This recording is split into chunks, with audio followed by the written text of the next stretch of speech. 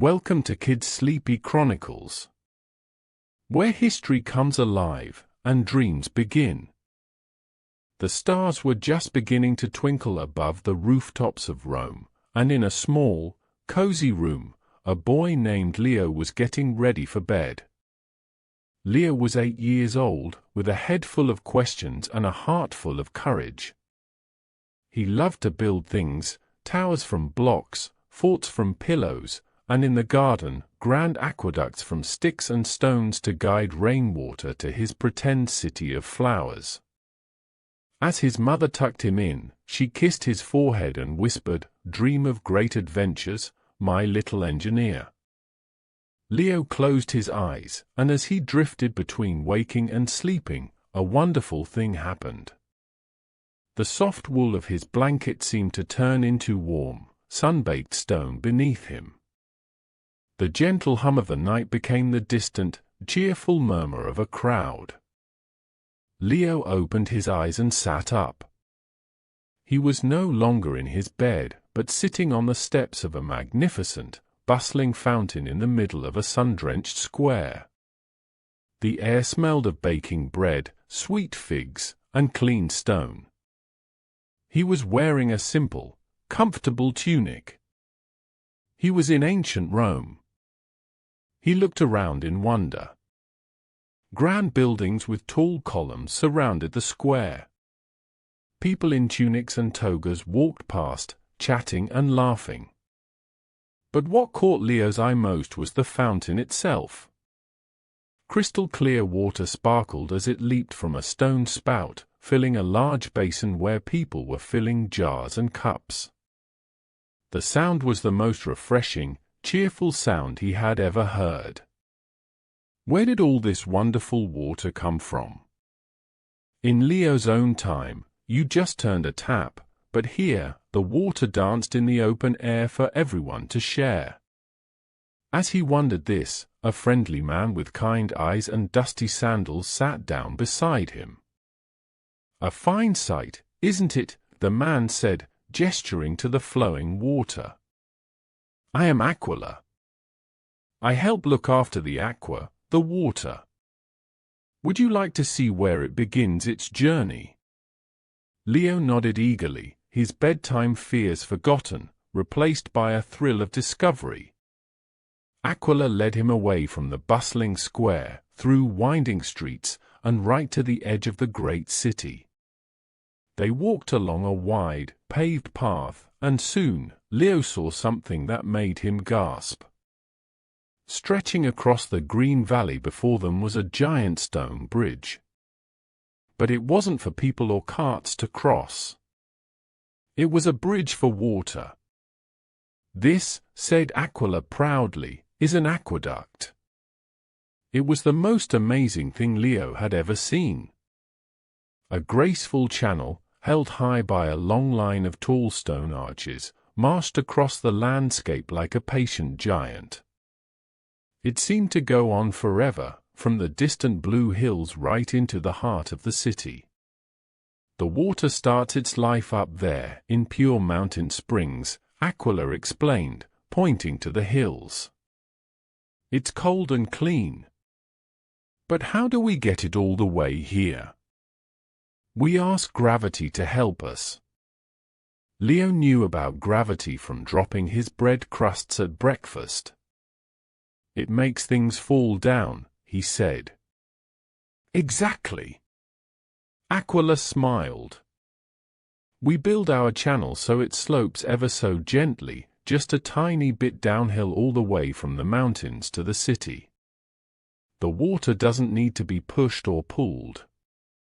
It just happily flows along its own path, all the way to your feet at that fountain.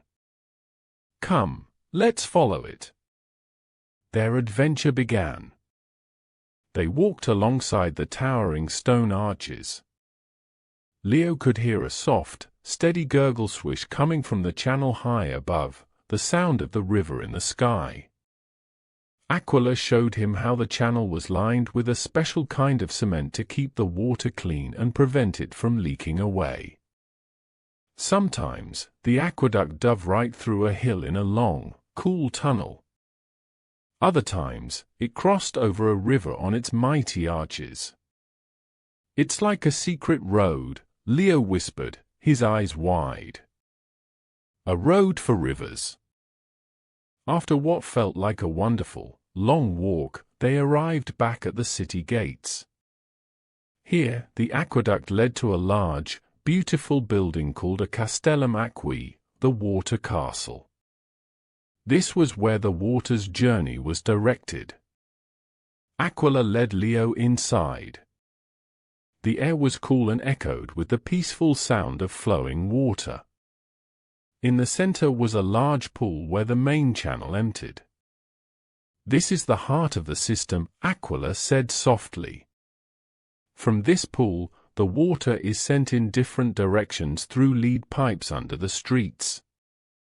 He pointed to channels leading out of the pool.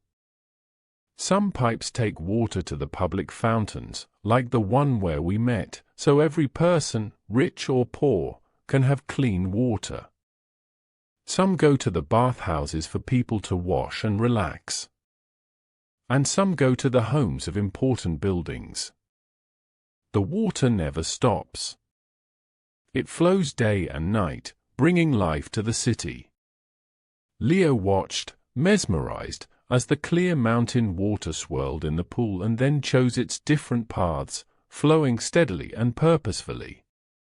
He thought of his little stick aqueducts in the garden and how they tried to do the same thing, just on a much, much smaller scale.